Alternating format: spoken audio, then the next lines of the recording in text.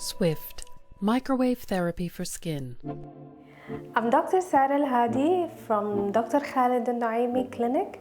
Today we're going to use a new technology called Swift, which is Scottish technology, that it uses the shock wave to treat, not to remove warts. The shock wave will transfer the heat through the virus particles directly, and then it will stimulate the immune response.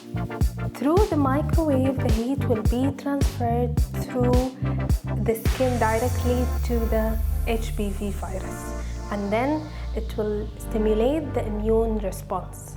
After that, the virus will disappear.